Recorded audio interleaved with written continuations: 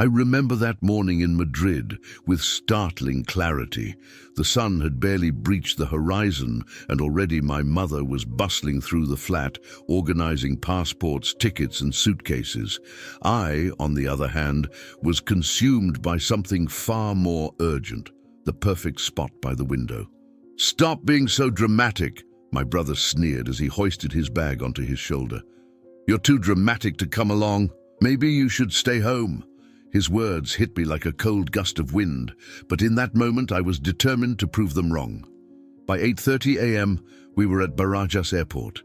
The polished floors reflected my anxious reflection. Dark hair tousled, eyes wide with excitement. My father barked reminders, "Don't forget your travel pillow." But all I could think about was that window seat. I argued with my brother until he stomped off to sit elsewhere, fuming. My cousin, eager to diffuse the tension, slipped me a reassuring smile as we queued at security. I was nervous, yes, but more alive than I'd ever felt. As our McDonnell Douglas MD-82 rumbled onto runway 36L, the engines hummed a steady thrum beneath us. A thrill electrified the cabin. Holiday chatter and laughter filled the air. Then came a sudden jolt. The aircraft shuddered violently, lights flickered, and an uncanny silence descended. I heard a final, heart-stopping roar. In the span of a heartbeat, everything changed. When I opened my eyes, I lay amid twisted metal and clouds of dust. My world was an inverted cathedral of steel beams and shredded fabric. I was alone. I don't remember crawling out.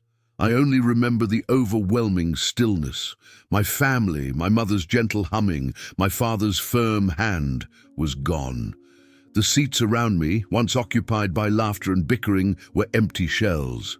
It took days for rescuers to reach the wreckage. Alone, I held onto a scrap of my travel pillow, its torn edge soaked with rain and tears. In those endless hours beneath the Barcelona skyline, trapped in an overturned aisle seat, I replayed my brother's taunts. "Too dramatic," he'd said, yet here I was. The only one left to tell a story none would believe. The emergency teams finally pried me loose, unbuckling the seatbelt that had both confined and protected me. As I emerged from the fuselage, blinking against the mid-afternoon sun, I felt a surge of defiance. My drama had saved me. I spent the next weeks in a Madrid hospital, my body mending while my mind refused to rest. I learned that every flight attendant, every passenger I'd glimpsed in those fleeting moments, had perished. My mother's perfume lingered on my jacket. My father's last joke, a whisper in my ears. In the sterile corridors, I clung to that memory of being too dramatic, turning the insult into a talisman of survival. Now, as I sit at my desk near Plaza Mayor, I can almost hear their laughter again. My wounds have healed, but the story remains raw, etched in every breath I take. I survived because I dared to feel, to insist I belonged, to be dramatic. And as I prepare to speak at the memorial service next week, I carry their voices with me, entwined with my own. The first time I woke up after the crash, I thought I was still trapped under the twisted fuselage. My body ached as though every bone had been rearranged, but the worst pain was the hollow echo in my skull, an absence of voices, of laughter, of the familiar cadence of my family's chatter. Nurses told me I'd been unconscious for days, but in that fractured twilight, time felt suspended. I lay in a narrow hospital bed in Madrid's emergency wing, blinking against the harsh fluorescent lights. The constant beeps of monitors and the soft shuffle of nurses' shoes across the linoleum were my only companions. I reached out beneath my pillow and found the jagged fragment of aluminum I'd clutched in my sleep, a reminder of the metal prison that almost became my tomb. My doctor, a stoic woman with kind eyes, came in each morning to check my vitals.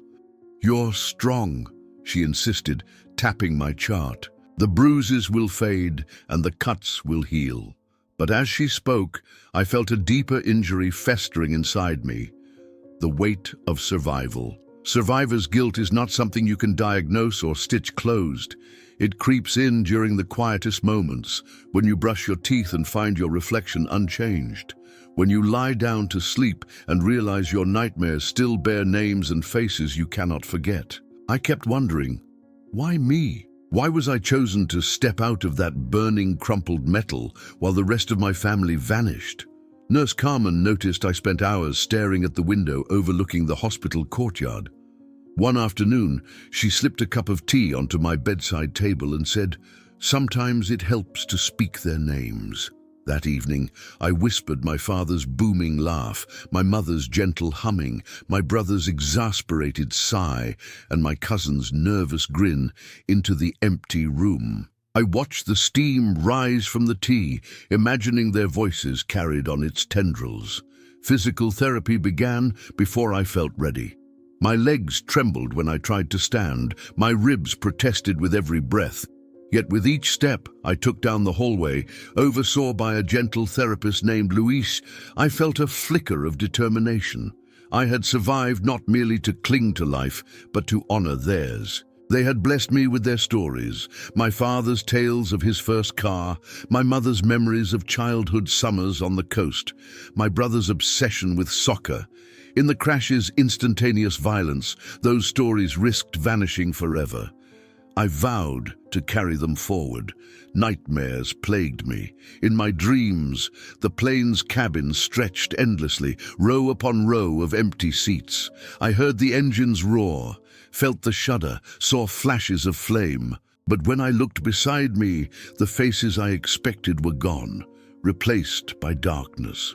I woke each time drenched in sweat, my heart pounding like the engines that never roared again. One sleepless night, the hospital chaplain, Father Miguel, quietly slid onto the edge of my bed.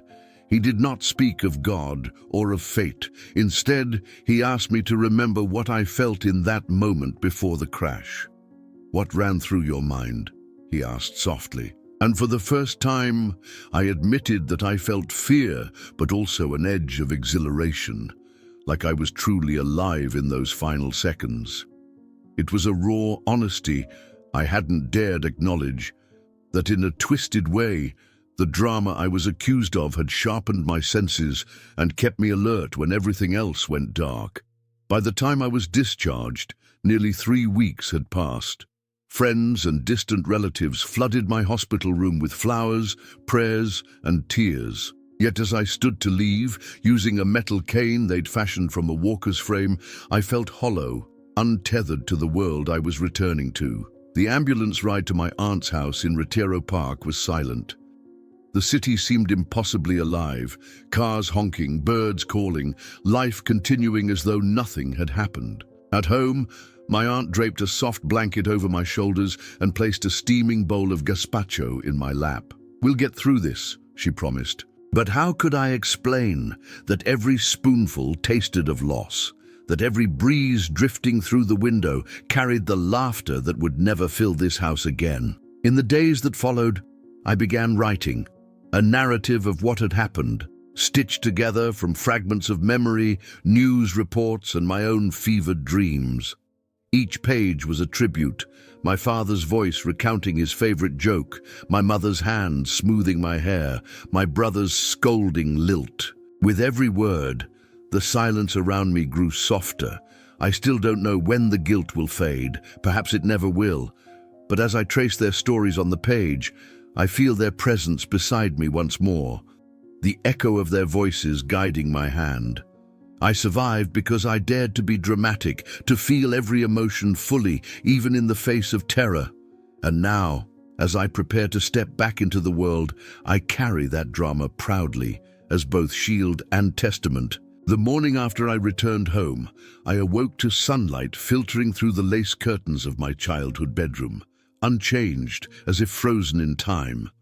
Posters of Real Madrid still covered the walls, and the wooden train set sat on the shelf, untouched since my last birthday. Everything felt painfully familiar and yet unimaginable. My bed, which had cradled me in safety for 16 years, now seemed both sanctuary and prison. Over breakfast, my aunt placed a stack of newspaper clippings and printouts on the kitchen table. "The investigators have been kind enough to share these," she said softly, pointing to headlines in Spanish and English. MD-82 crash in Catalonia, kills 23. Survivor describes final moments of flight, engine failure suspected. My fingers trembled as I sifted through the articles. Some mentioned my name, most focused on the mechanics of the accident. None spoke of the people I had lost. I spent the rest of the day poring over official reports and photographs the airline's legal team had provided.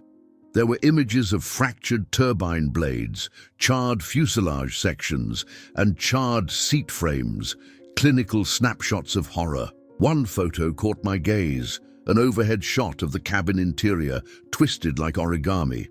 In the center, a single seat remained largely intact, its upholstery blood-stained but recognizable. I ran my finger along the image, tracing the headrest where my hair had been pressed flat. That seat had been my refuge and my trap. As evening fell, I walked to Retiro Park, leaning on my cane. The park was alive with families strolling and children laughing by the fountain.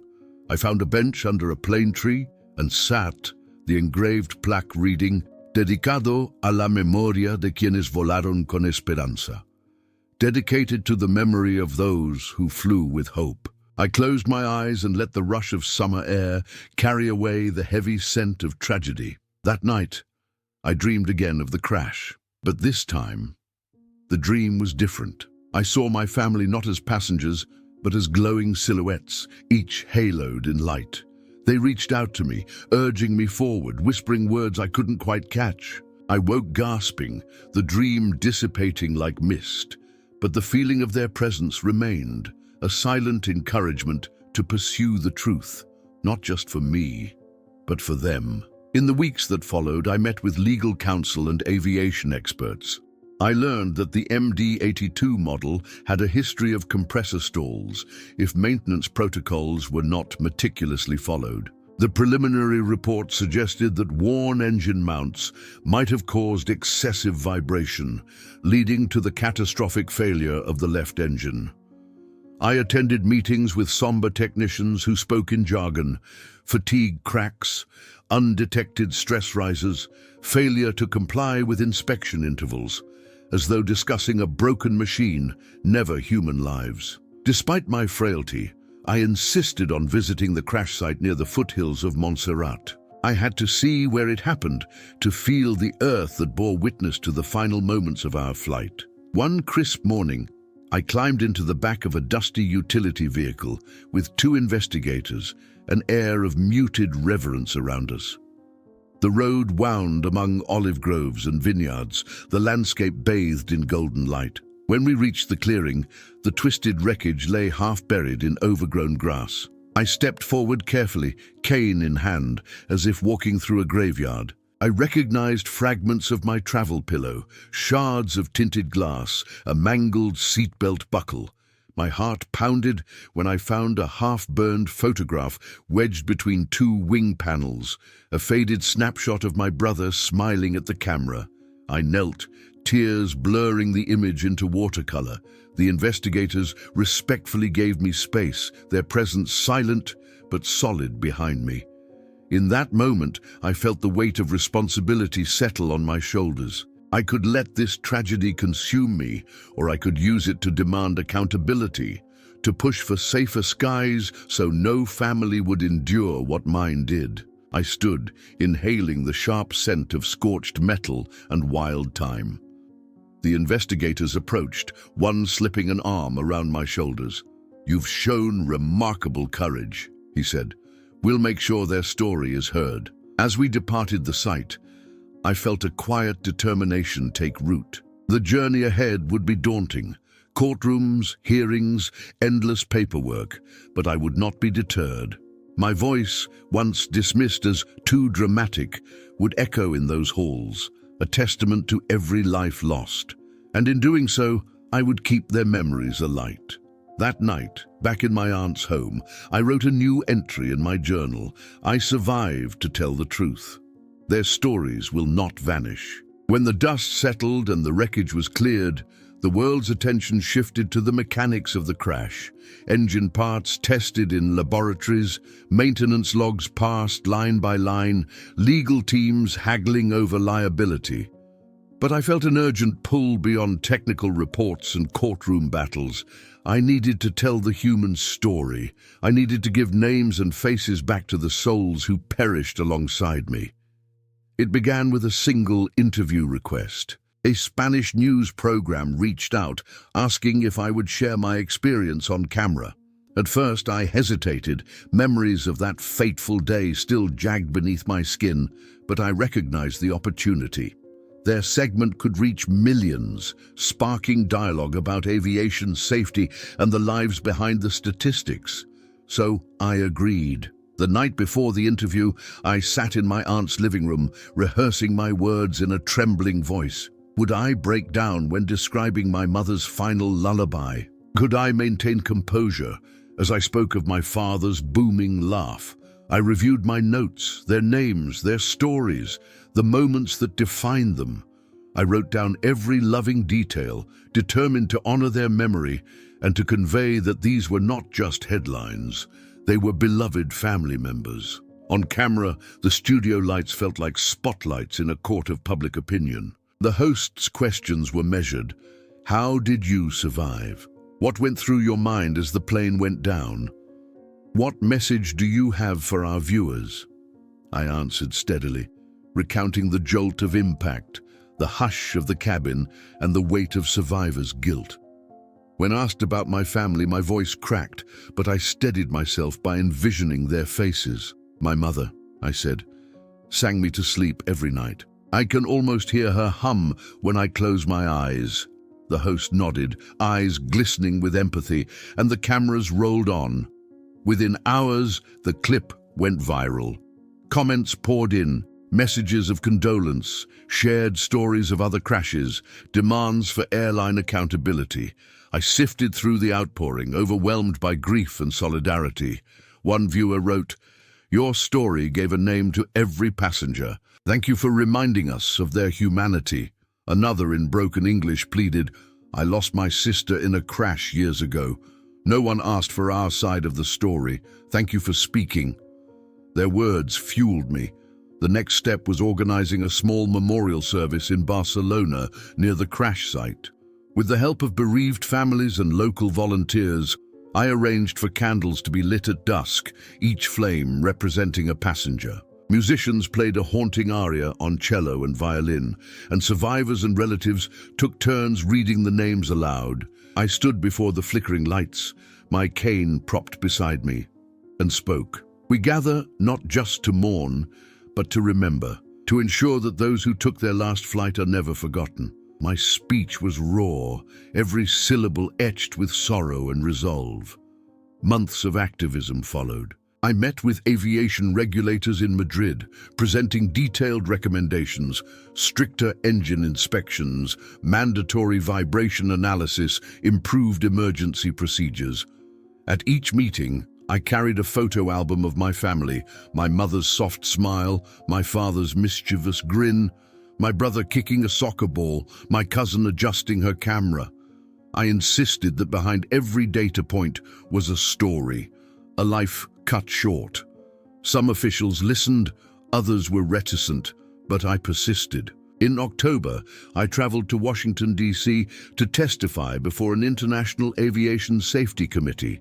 Under bright lights and stern faces, I recounted the crash's impact, physically, emotionally, societally. I spoke of the importance of transparent incident reporting and survivor support networks. As I concluded, I pressed the photo album toward the table. "These are the faces I fight for," I said. Silence filled the room, then one delegate rose to applaud, followed by others. It was the first political acknowledgement of the human cost. Throughout this journey, I learned to balance my public persona with private grief. Late at night, I would retreat to my aunt's home and allow tears to flow unguarded. I sketched portraits of my family, a way to feel their presence and to process the loneliness of survival. My sketches adorned the wall above my writing desk, a daily reminder of why I raised my voice. By the end of the year, a landmark safety regulation was passed, mandating enhanced maintenance protocols for older MD-80 series aircraft. The law cited the Catalonia crash as a catalyst, and several industry experts credited my testimony as instrumental in swaying opinions. The victory was bittersweet. No regulation could bring my family back, but it offered a measure of justice and hope that future lives would be spared. I returned to Spain with renewed purpose. My platform grew, and I founded Wings of Memory, a non-profit dedicated to supporting crash survivors and the families left behind. We provided counseling, legal aid, and forums for sharing stories because storytelling, I had learned, holds the power to heal and to change the world.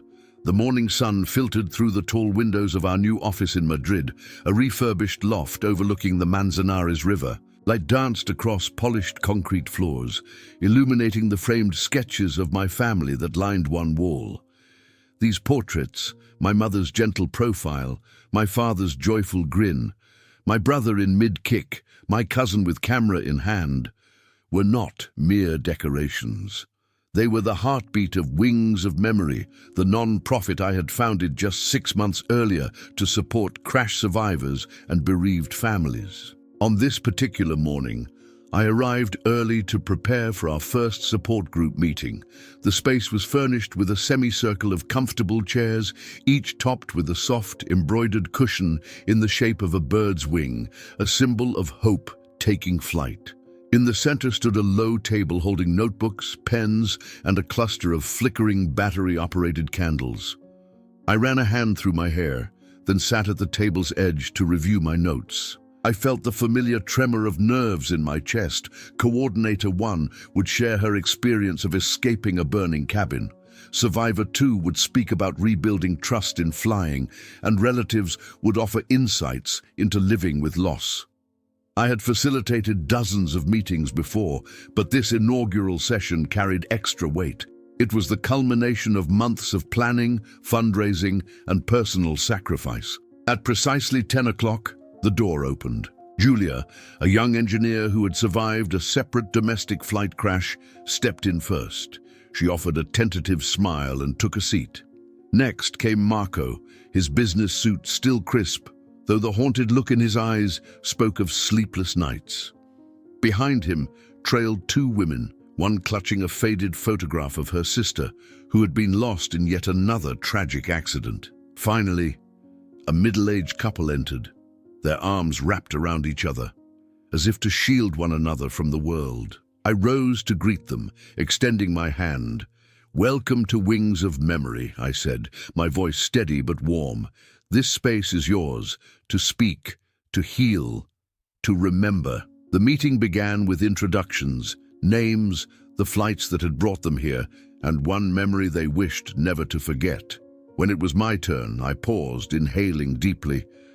"I'm Alejandro," I said, using my given name to emphasize our shared humanity rather than the public persona that had emerged in news clips. "I was the only survivor of Flight 723, which crashed near Montserrat last April. I lost my family.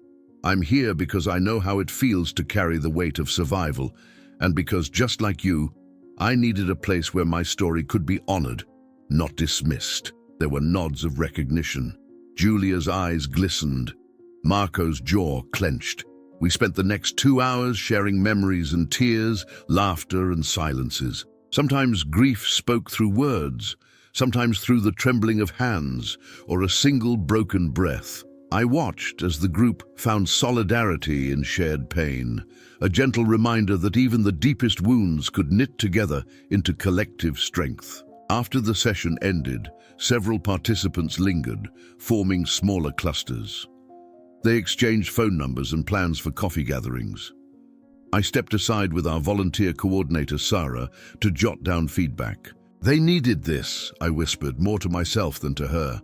They needed each other.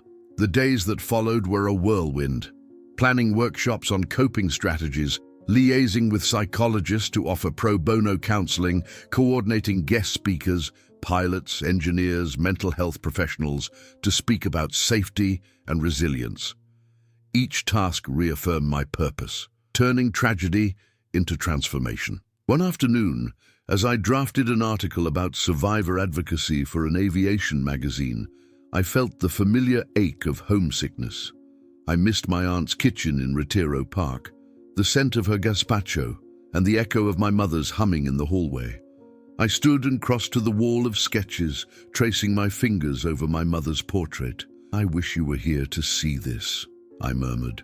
"But maybe, in a way, you are." That evening, I returned to the crash site for an anniversary vigil. The investigators had cleared away the wreckage, but at the edge of the clearing, a small memorial had been erected.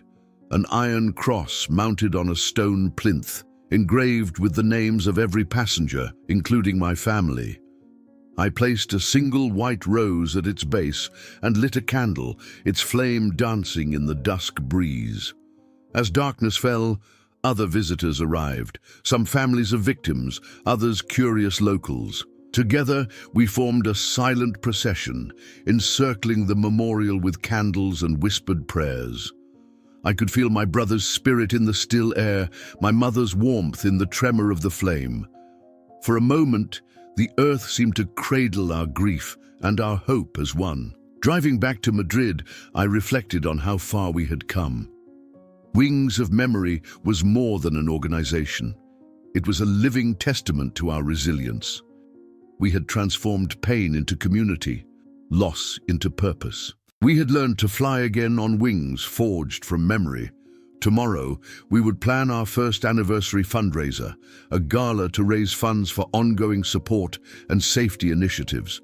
The road ahead would not be free of sorrow or struggle, but we had proven that even the most devastating crash could give rise to something beautiful: collective healing, advocacy, and the promise that no voice, no life would ever be forgotten. The grand ballroom of the Hotel Ritz in Madrid shimmered beneath crystal chandeliers, a constellation of light reflecting against polished marble floors. Rows of round tables, draped in ivory linens and adorned with tall glass vases crowned by cascades of white lilies, filled the room. Each place setting bore a small folded card inscribed with the name of a passenger on Flight 723. My family's place cards nestled side by side, their names written in flowing script: Ana Maria, Carlos, Javier, and Elena. I stood at the entrance, heart pounding beneath my tailored black suit. It was the eve of our first anniversary gala for Wings of Memory, and the air buzzed with anticipation. Survivors, bereaved relatives, airline safety experts, politicians, and philanthropists milled about, exchanging polite greetings over champagne flutes. The atmosphere was at once solemn and hopeful, a testament to how far we'd come in 12 months, and how far we still had to go. As I moved through the guests, I caught glimpses of faces I'd come to know well. Julia, the engineer who survived a separate crash, spoke animatedly with a senator about proposed legislation. Marco, once haunted by nightmares, laughed softly as he held court with airline executives over shared memories of recovery. The mother who had lost her sister wore a simple black dress and offered me a steadying smile, her eyes bright with determination rather than tears. Each person carried their own story, woven into the tapestry of our collective mission. I took my place at the head table, the stage rising behind us draped in deep blue velvet. A single podium stood center stage, beside a giant screen displaying a gentle montage. Photos of smiling families boarding planes, quick cuts of wingtips slicing through blue skies, and finally, a still shot of Flight 723 rolling down the runway. Beneath the montage, a message glowed: "In memory we take flight again." Before the formal program began, I slipped backstage to steady myself. My pulse thrummed like an engine idling before takeoff. The gala was more than a fundraiser. It was a declaration that tragedy need not be the end of our story. I inhaled, recalling my mother's lullaby, my father's boisterous laughter, my brother's teasing, and my cousin's encouragement. I imagined their presence beside me, lending strength to my voice. A soft knock at the door announced my moment. I emerged into the bright spotlight, greeted by polite applause. I approached the podium, the microphone cool against my palm. Silence fell over the room, and I began. "Good evening," I said, voice steady. "Tonight we gather not only to honor the memories of those we lost, but to celebrate the resilience of the human spirit and to chart a course toward safer skies for all." I paused, letting the words sink in. A year ago, I stood alone at the crash site, grappling with survivors' guilt and unimaginable grief. But I was never truly alone. I carried with me the stories of 23 souls who flew with hope that day. Their dreams, their laughter, their love must guide us forward. Emotion wove through my words as I spoke of Wings of Memory's accomplishments. Support groups launched in 3 countries, over 200 families receiving counseling grants, and our advocacy efforts culminating in new maintenance regulations. I introduced guest speakers, Dr. Elena Vargas, Director of the European Aviation Safety Agency, and Congressman Miguel Santos, who praised the non-profit's influence in shaping policy. After the program, the gala shifted to its celebratory phase. A string quartet played a haunting nocturne as guests perused silent auction items, handcrafted model airplanes, bespoke timepieces engraved with flight coordinates, and original sketches of Flight 723 created by local artists. I navigated the crowd, pausing to accept donations, express gratitude, and share laughter over memories of mishaps on planes and silly travel stories. Each connection deepened our shared resolve. Toward midnight, I stepped outside onto the balcony overlooking Plaza de la Lealtad. The city lights stretched like a sea of stars beneath me. I inhaled the cool night air and closed my eyes. In that quiet moment, I felt their presence as vividly as ever. The brush of my mother's hand, the warmth of my father's embrace, my brother's teasing, my cousin's laughter. I whispered into the stillness, "We're still flying." Returning inside, I joined a circle of survivors and families around a low table lit by candles. We raised our glasses in a silent toast, honoring those who would never sip champagne or watch the lights of Madrid twinkle below. Laughter mingled with tears as we shared stories of first flights taken again, new traditions begun, and the unbreakable bonds forged in adversity. At the gala's end, as the last notes of the quartet faded, I stepped onto the dance floor with Julia. We swayed slowly, the world around us dissolving into warmth and solidarity. I realized that our journey was not about forgetting the crash, but about carrying its lessons forward, about forging new wings of hope and remembrance from the wreckage of loss. As the gala closed, guests departed into the night with renewed purpose. I lingered by the stage, gathering the place cards with each name I'd spoken. I collected my family's cards last, cradling them gently as I whispered their names into the hushed ballroom. Ana Maria, Carlos, Javier, Elena, always with me. The morning after the gala, I returned to the Wings of Memory office before sunrise. The soft glow of street lamps illuminated the riverbank as I crossed the Puente de Segovia. My phone buzzed with messages from our international chapters, requests for guidance, expressions of gratitude, and urgent pleas for resources. 6 months ago, our modest support group in Madrid might have struggled to respond. Now, Wings of Memory was a network spanning 4 continents.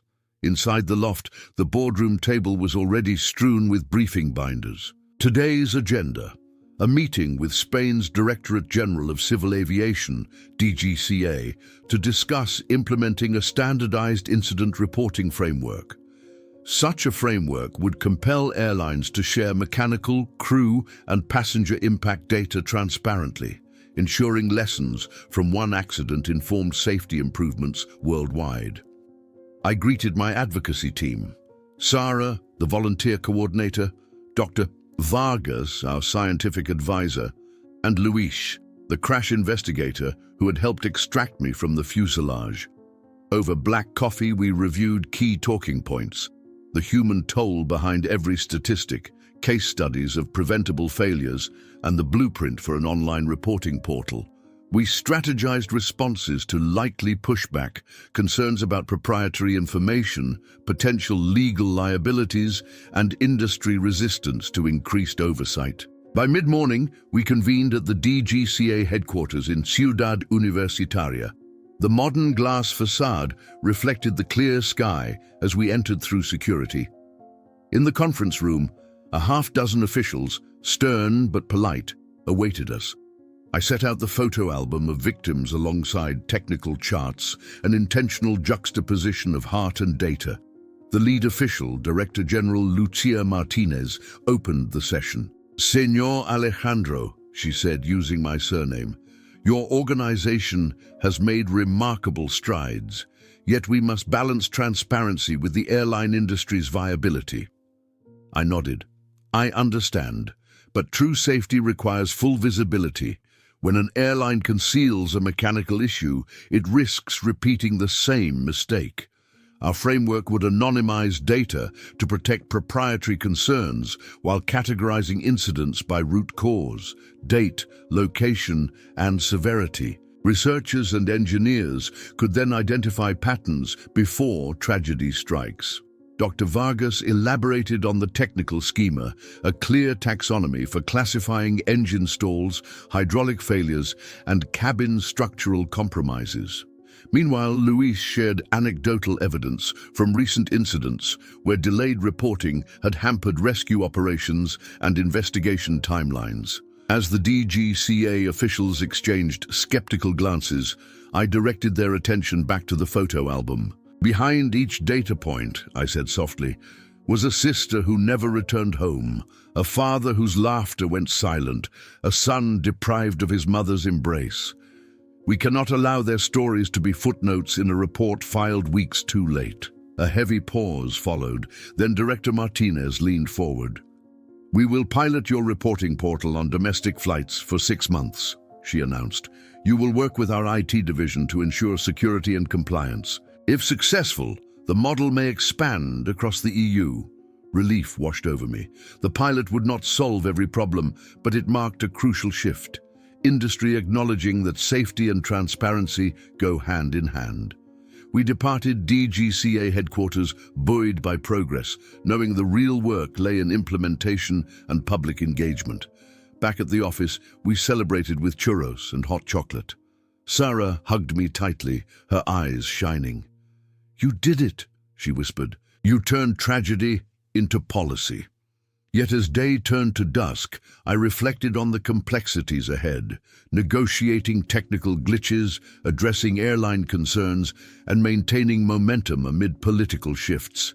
Bureaucracy moves at a glacial pace, but I was determined to keep our glacier in motion.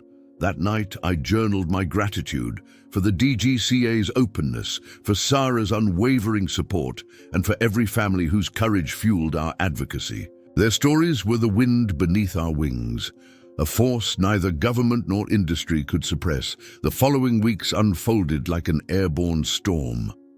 Our pilot incident reporting portal launched smoothly, but public reception varied dramatically.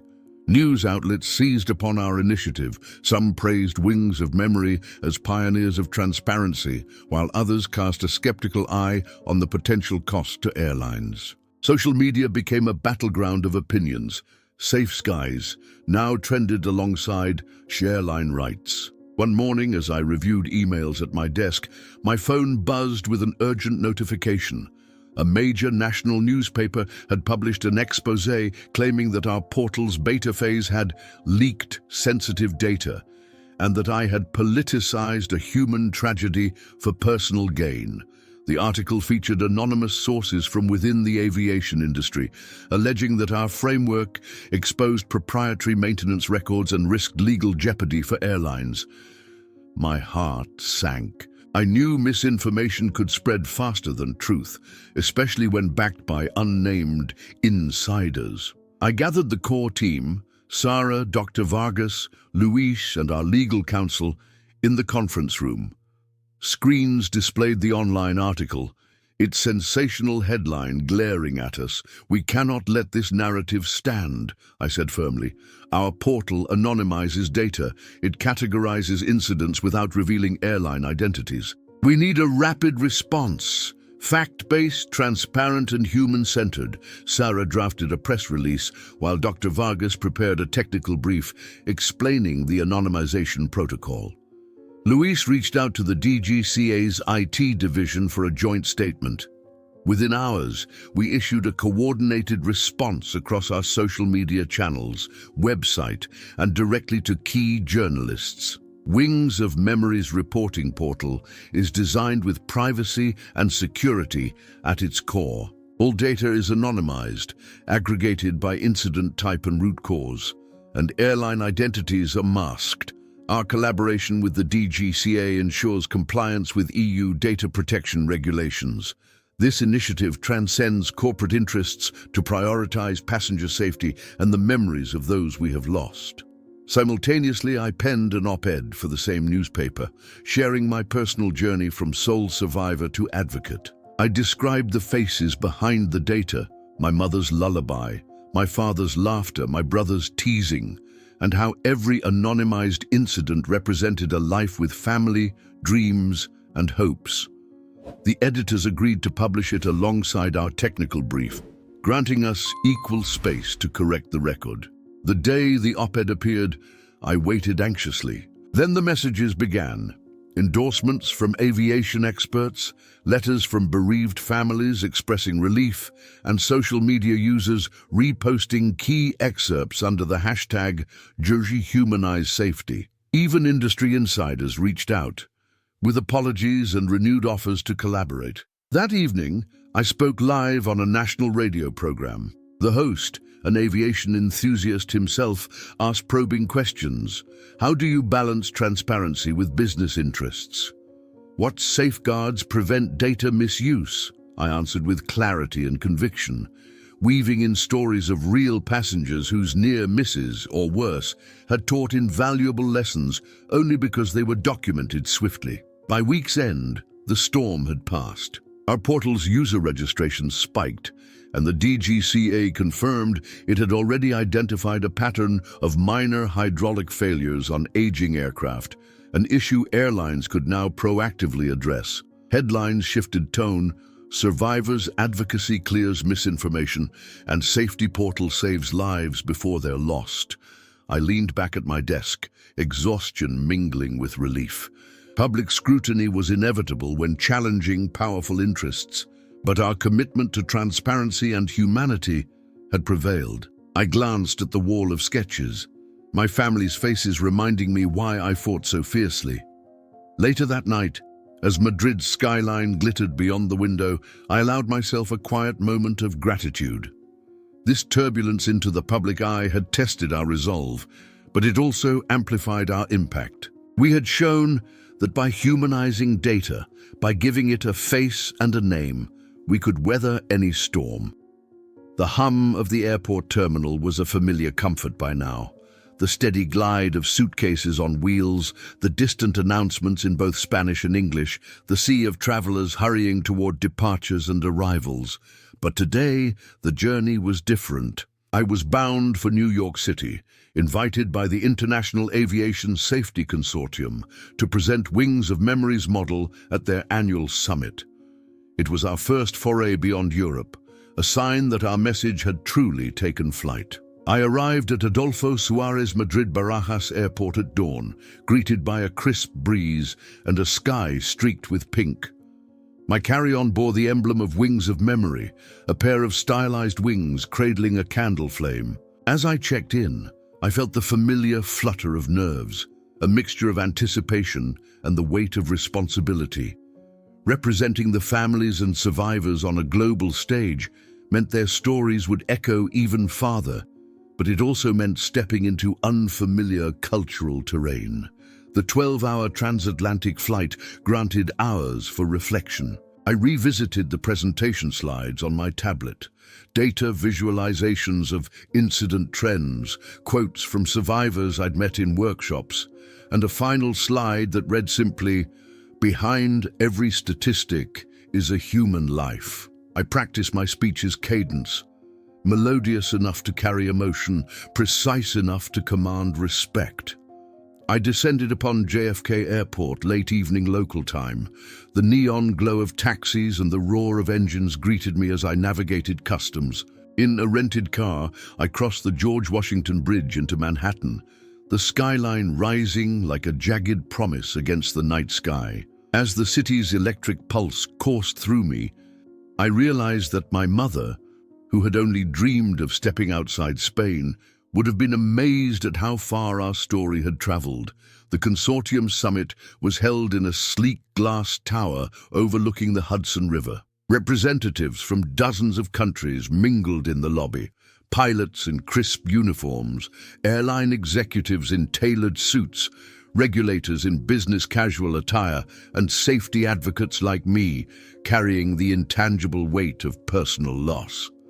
I spotted familiar faces from prior virtual meetings, Dr. Vargas, who had flown in from Brussels, and Mr. Chen, an aircraft engineer from Singapore, whom I had only known through email. During the opening reception, I introduced myself to new allies. A Japanese delegate spoke of emerging drone avoidance systems. A Brazilian passenger rights lawyer lamented how compensation mechanisms often overlooked emotional trauma. A Canadian psychologist shared insights on post-trauma resilience. Each conversation reinforced the universality of our cause. Across oceans and languages, survivors and families bore the same grief, the same need for recognition and reform. The next morning, I took the stage before a packed auditorium. Beneath a banner reading "Global Summit on Aviation Safety and Human Impact," I began, "Good morning, my name is Alejandro, and I stand before you as both survivor and advocate. 12 months ago, a routine flight turned into a final journey for 23 souls, including my family. I was the only one to return to the ground. Today, I am here to share how Wings of Memory's incident reporting portal transforms loss into action. I guided the audience through our portal's architecture. The anonymization algorithm, the user interface that allowed incident entries by flight crew and maintenance staff, and the data dashboard that highlighted risk clusters.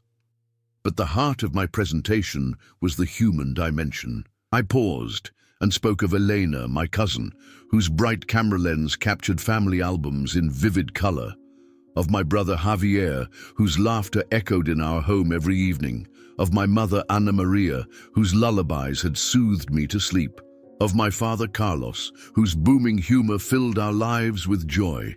A single slide showed a collage of their smiling faces. For every incident type, engine stall, there was a father who never returned home to tuck his son in bed. For every unreported maintenance deviation, there was a mother whose perfume lingers on a child's jacket. These are not abstractions. They are our mothers, fathers, siblings, friends. Our portal aims not just to collect data, but to anchor it in memory. The room fell silent, a hush settling over the audience, as though they were standing on sacred ground. I concluded with our vision, integrating passenger and crew testimonials, expanding to developing nations with aging fleets, and forging partnerships with manufacturers to incorporate safety alerts directly into cockpit displays. As applause rippled through the hall, I felt a surge of hope that our model would gain traction far beyond Europe. Throughout the day's panels, delegates approached me with interest. Inquiries on adapting the portal for diverse regulatory environments, suggestions for mobile app prototypes, offers to pilot the system in Latin America and Africa. Even Mr. Chen from Singapore proposed a collaboration to integrate real-time sensor data from engine monitoring systems. Borders dissolved in shared purpose, and our network's wings spread wider. That evening, I walked along the Hudson River Park, the city's lights reflecting off the water like scattered stars. The wind carried a chill I had not felt in Madrid, but I welcomed it. A reminder that progress often demands stepping into new climates, both literal and figurative. I called Aunt Carmen to describe the city skyline. Her gasp of delight reminded me of home, anchoring me amid this vast metropolis. As I prepared for my return flight the next day, I realized that our journey had truly become global.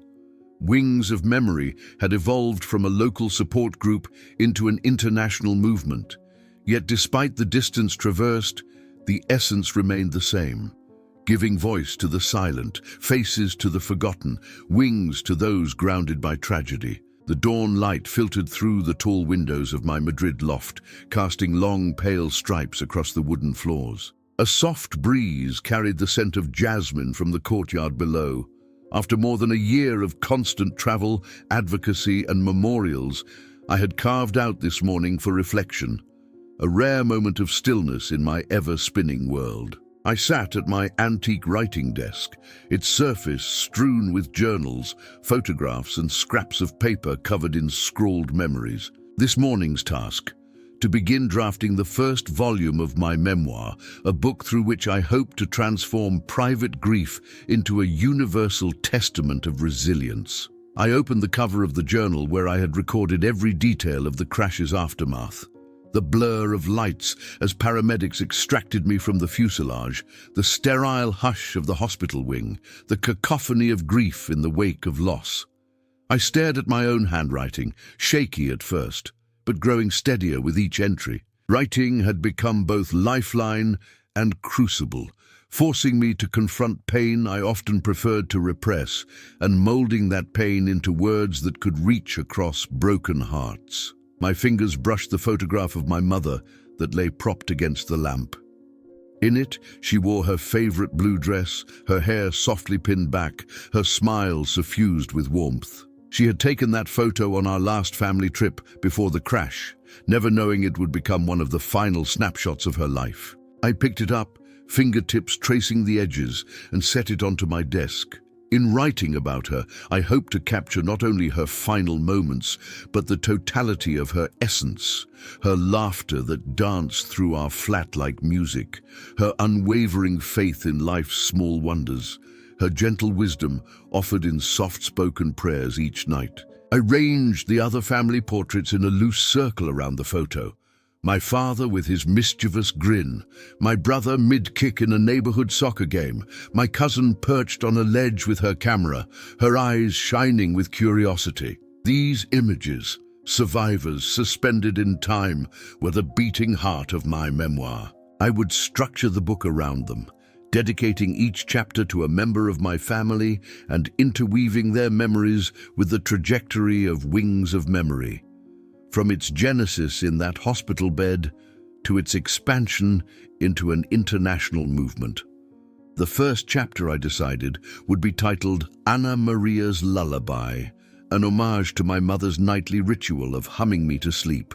I would begin with an intimate vignette, the gentle tap of her fingers on my forehead as she sang, the soft rustle of her dress as she moved around the room, the world outside hushed until only her voice remained. Then I would contrast that sanctuary with the roar of the MD-82's engines, the jolt that shattered that cradle of calm, and the harrowing ascent into darkness that followed.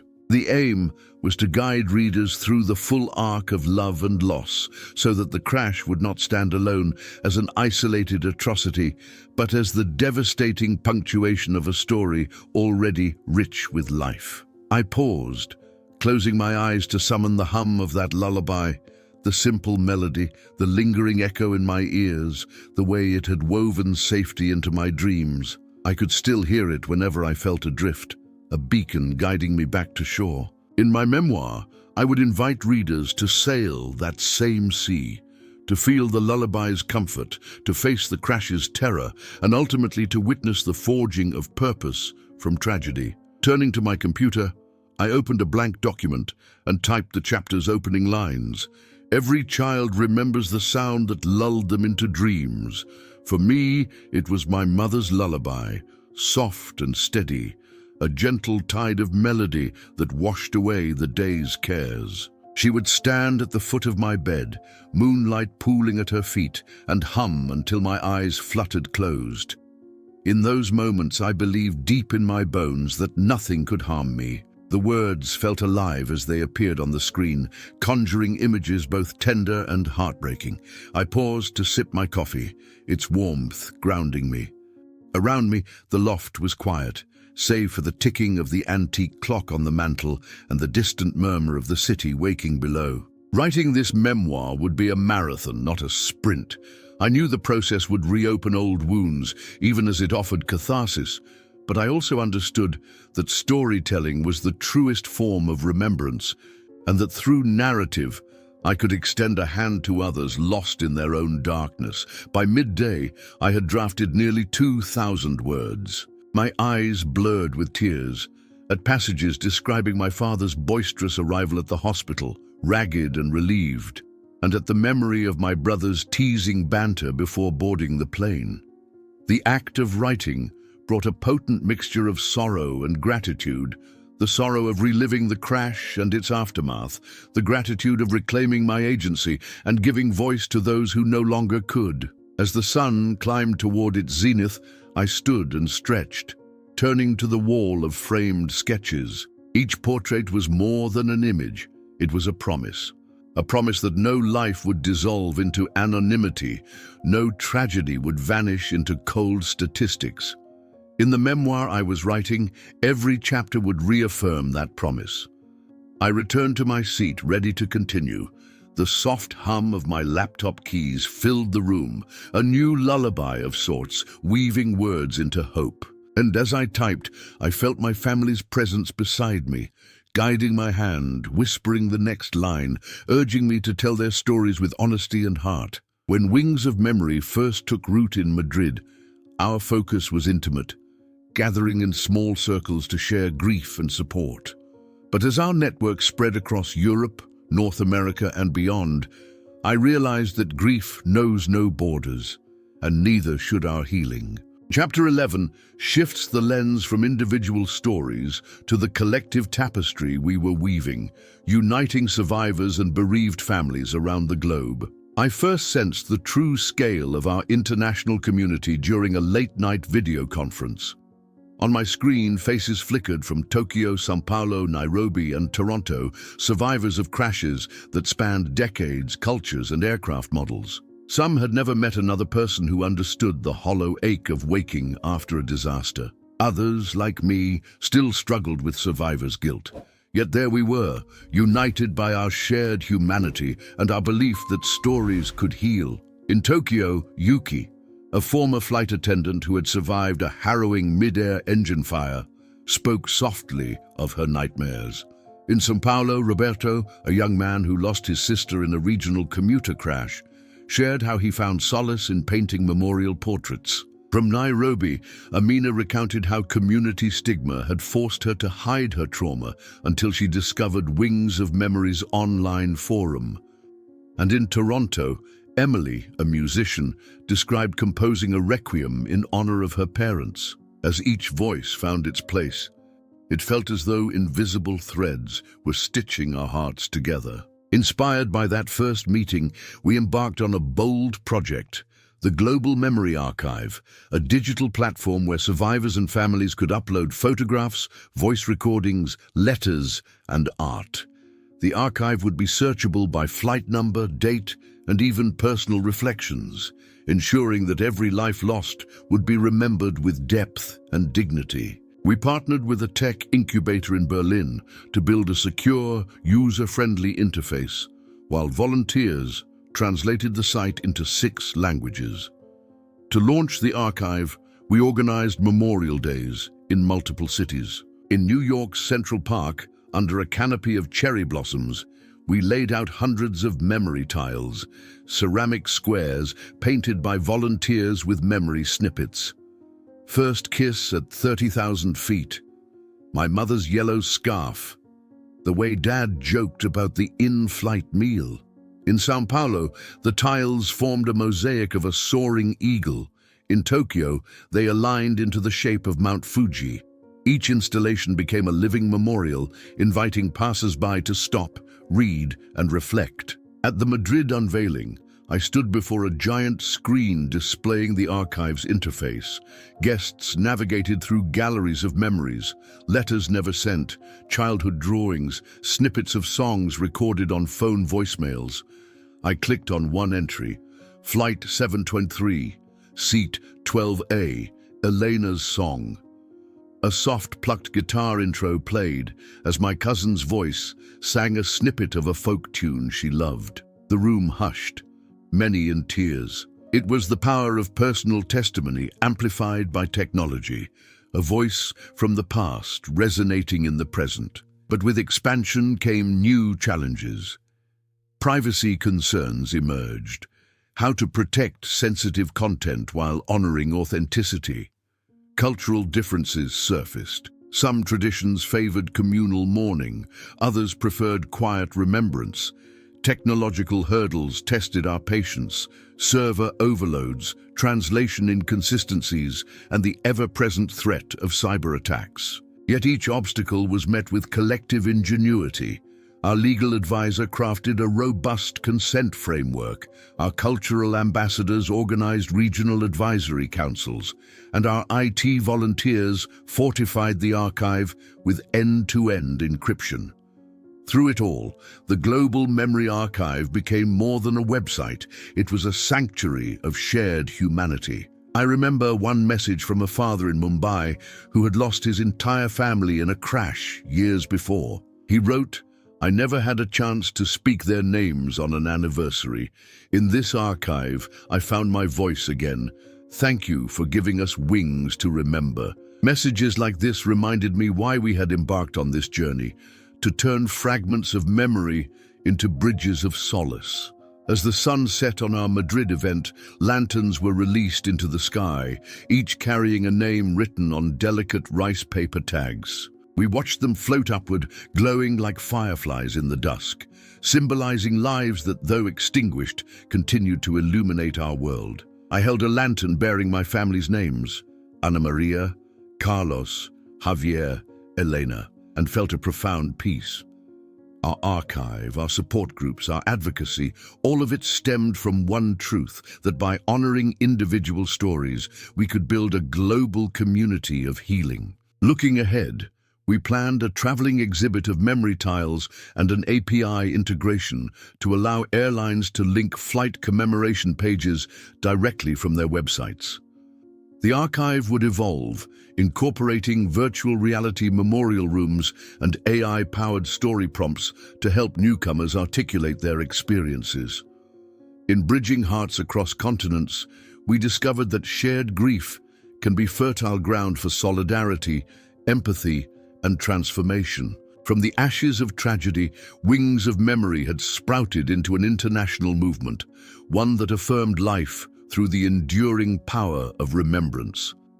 The dawn of the gala's aftermath lingered like a warm glow in my mind as I settled back at my desk to pen the final chapter of our shared journey. Chapter 12 would not recount a single event or advocate for a specific regulation. Instead, it would weave together the threads of every story told, every life remembered, and every change enacted, revealing the lasting legacy of Wings of Memory and the promise it holds for the future. I began with a vignette. 5 years after Flight 723, a young family stands at the foot of the Montserrat Memorial Cross. A mother holds her toddler aloft, reading each engraved name in a soft voice. The child points to Elena and asks why she cannot wave back. The mother gently explains that while we cannot see every life lost again, we honor them by remembering their names and by passing their stories to the next generation. This simple scene encapsulates the heart of our mission, remembrance as an act of love and memory as a bridge to tomorrow. Next, I traced Wings of Memory's evolution. From that first support group in Madrid, we had grown into an international network of chapters spanning 22 countries. I described how our global memory archive now housed over 10,000 entries, photos, letters, voice recordings, artwork, each tagged with flight numbers, dates, and personal reflections.